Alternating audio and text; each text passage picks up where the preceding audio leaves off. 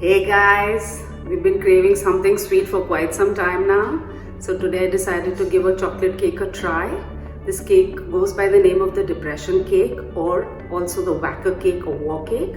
It came around at the time of the Great Depression because essentials were very hard to come by, like butter, milk, eggs. And it's got very simple ingredients, and I thought it's the perfect cake to make right now because some of us are struggling to find some of the essential ingredients. It's a simple cake, delicious, but in the frosting I might add a bit of milk. And let's go through the ingredients now. 1.5 cups of flour, 1 cup of sugar, 1/4 cup of cocoa powder unsweetened, a teaspoon of baking soda, half a teaspoon of salt, a teaspoon of vinegar, 1 teaspoon of vanilla, 1/3 cup of oil, and a cup of water. Let's begin the process now. First, we're going to mix all the wet ingredients in one bowl.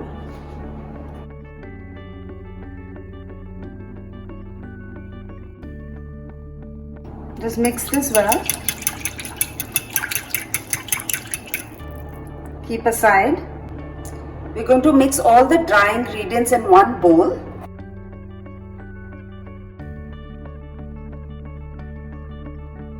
We're going to just mix it well. And now we're going to pour in the wet ingredient into this and whisk it. Just mix in the dry and wet ingredients. If you have an electric beater, you can use that also. So I'll be frosting the cake because we do have the ingredients, so why not enjoy it? But the cake is good even otherwise. This cake freezes very well. It's well mixed. Just take a spatula. Just go down to the bottom of the bowl in case if there are any dry bits left. Just a gentle mix. And your batter's ready. Wasn't that easy? Pour it in a prepared tin. It's an 8-inch square. I've greased it and floured it. The batter's ready. And my oven's ready too at 180 degrees centigrade. I'm going to be putting it inside, and for 30 to 35 minutes. Do check your own ovens, the heat on it, and gauge it accordingly. You can insert a toothpick and check for it being done. It's been 35 minutes in the oven and you can check it. See, it needs to be absolutely clean, the skewer, and it's done. Now we're going to let the cake cool for some time and we're going to get the frosting ready and then we'll frost the cake. So the cake has cooled and I'm going to be doing a frosting for it today. This cake can be frozen very well. Take it out carefully and cling wrap it tight, and you can freeze it. Thaw it before you ever do a frosting on this. Today's frosting can't be called a depression frosting because I am going to be using butter and milk, but the ingredients for today's frosting are a cup of powdered sugar, a tablespoon of cream because I had cream, I'm using it, half a teaspoon of vanilla extract, 1/4 cup of cocoa powder unsweetened, 2 tablespoons of butter. We're going to melt the butter in the microwave. You can do it in a saucepan, whatever's convenient for you. I'll just do it quickly in the microwave, and then we have to mix the cocoa powder in the butter and make it into a thick paste. So the butter's been melted in the microwave. We just add it to another dish. See, it's become a very thick paste. It's done. Now we add in the powdered sugar. So I'm going to just use my hand whisk. Adding the vanilla now